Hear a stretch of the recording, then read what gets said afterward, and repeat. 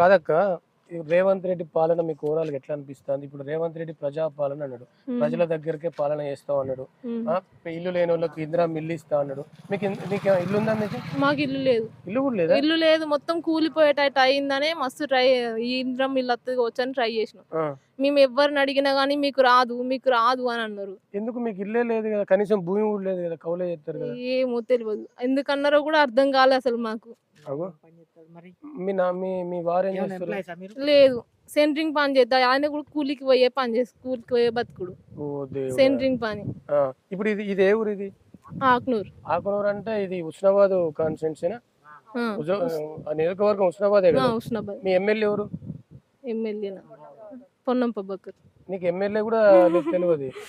ఎప్పుడు రాడు. కాదు, ఇప్పుడు మీకు ఇల్లు లేనప్పుడు పొన్నం ప్రభాకర్ ఆయన మినిస్టర్, మంత్రి, చూసుకోవాలి కదా.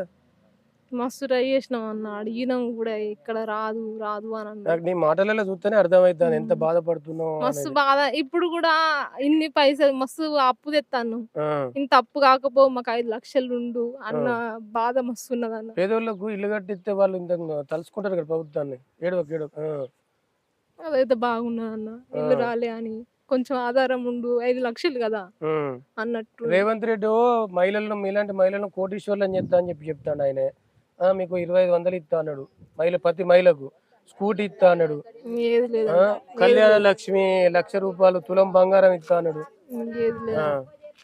ఈ అమ్మకు కనీసం ఇల్లు లేదట, భూమి లేదట, కౌలు కౌలుకు పట్టుకొని చేసుకుంటారు. 2 ఆడపిల్లలు, ఒక మగ పిల్ల. పాపం ఏడుతాంది. కూలి వెహికల్ చేసుకుంటే బతికటోళ్ళు. అసలు వాళ్ళకు ఇయ్యక నువ్వు ఉన్నోనికి పోయి ఉన్నోడ పెట్టి, లేనోనికి పోయి ఉన్నోడ పెట్టాడని ఉన్నోనికే ఇత్తి ఇండ్లు. మరి ఇలాంటి వాళ్ళు పేదోళ్ళు ఏం కావాలా చెప్పు? ఉన్నోడు పోయి ఉన్నోనికే పెడతాడు, లేనోడు పోయి ఉన్నోనికే పెడతాడండి. సార్ లేనోళ్ళకి ఏమి ఇచ్చిండు? ఏడి ఎవరికి ఇచ్చిండు సారు? గ్యాస్ వేయింది, అన్ని వేయినాయి, ఏది లేదు సార్. ఉన్నావా? 2 తులాలు ఇచ్చిండు. తులమేనా సారు? 2 తులాలు పెడుతుండు. 2 తులాలు పెడతాడు మనిషికి, 2 తులాలు. గెలిచేదాకానేమో నేను అన్ని ఇస్తా అని చెప్పిండు, గెలిచినాక ఏది లేదు. మరి ఇప్పుడు అంతకుముందు మీకు ఇక్కడ ఎమ్మెల్యే సతీష్ బాబు ఉండే, మాకు ఎవ్వలేరు సార్. అంతకుముందు ఏం చేయలే మాకు. సతీష్ బాబు కూడా ఏం చేయలే, ఎవ్వలేం చేయలేదు సార్ మాకు. మాకు గెలిచేదాకనే ఇది ఇయ్యాలి, అది ఇయ్యాలి. కేసీఆర్ పింఛన్ వచ్చేటోళ్ళకి వస్తుంది. ఈయన 4,000 ఇస్తాడు.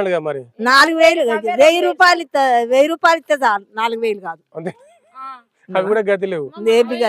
మస్తు రోజులు అవుతుంది, ఇంతవరకు మా అత్తమ్మకు పింఛన్ అత్తలేదు.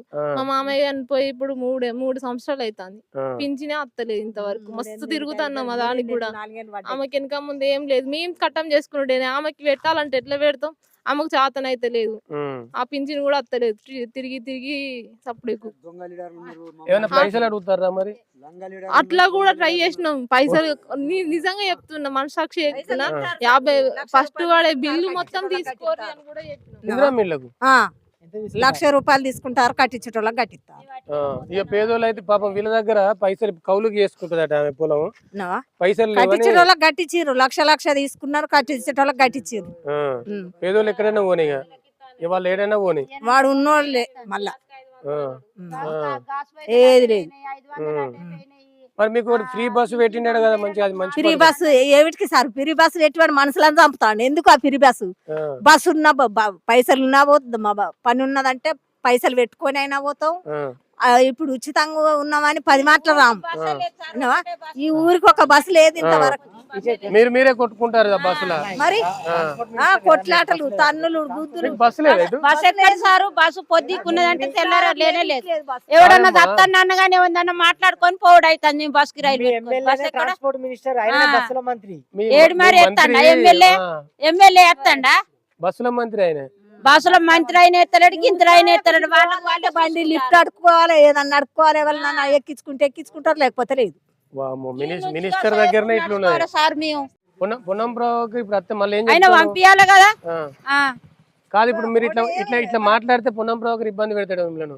ఎందుకు ఇబ్బంది ఏంది ఆయన పెట్టేది? మేము పెట్టు అని అంటాను, గా బస్ ఇవ్వంటాను, గా లేనోళ్ళకు పింఛన్ ఇవ్వంటాను, ఇండ్లు ఇవ్వంటాను లేనోళ్ళకు.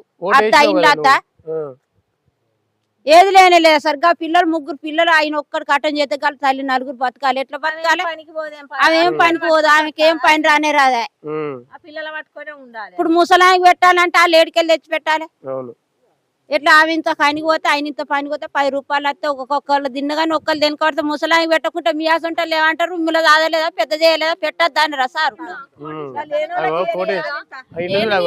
రేకులు ఇల్లు కట్టుకొని ఉంటారు. రేకులు ఇంట్లో పిల్లల్ని పట్టుకొని 8 సంవత్సరాల నుంచి తల్లాడుతాను ఎప్పుడు వస్తుంది కావచ్చు ఇల్లు వస్తుంది కావచ్చు అని. మొత్తానికి నీకైతే ఇల్లు రావాలని కోరుకుంటాను. అంతే. ఏ ఊరు మీది? ఆకునూరు. ఆకునూరు. నీ పేరు? రాధిక. రాధిక. రైట్.